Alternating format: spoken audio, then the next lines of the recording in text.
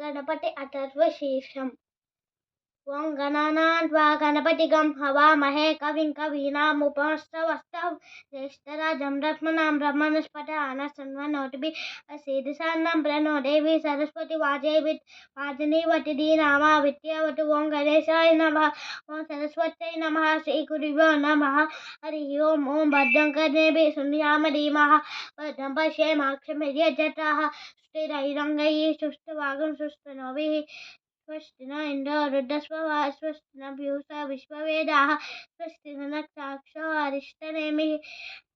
स्वस्ति नो बृहस्पतिर्दधातु ओं शान्ति शान्ति शान्तिः ओं नमस्ते गणपतये त्वमेव प्रत्यक्षं तत्त्वमसि त्वमेव केवलं कर्तासि त्वमेव केवलं दत्तासि त्वमेव केवलं हतासि त्वमेव सर्वं कल्विदं ब्रह्मासि त्वं साक्षादात्मासि नित्यं ऋतुं वच्मि सत्यं वच्मि अवत्वं वा नववक्तारम्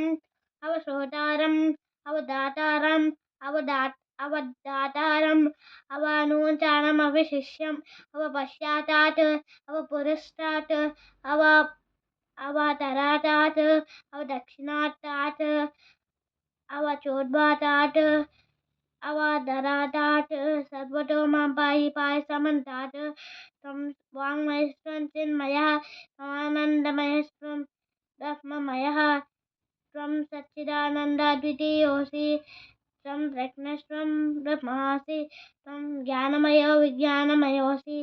सर्वं जगदिनं त्वत्तो जायते सर्वं जगदिनं त्वत्तस्तिष्ठति सर्वं जगदिनं त्वयि सर्वं जगदिनं त्रैलयमेष्यति सर्वं जगदिनं भूमिरापो नलो निलो नभः त्वं चत्वारि वात्पदानि त्वं गुणत्रयातीतः त्वम् अवस्थात्रयातीतः त्वं देहत्रयातीतः त्वं कालत्रयातीतः त्वं मूलाधारस्थितोऽसि नित्यं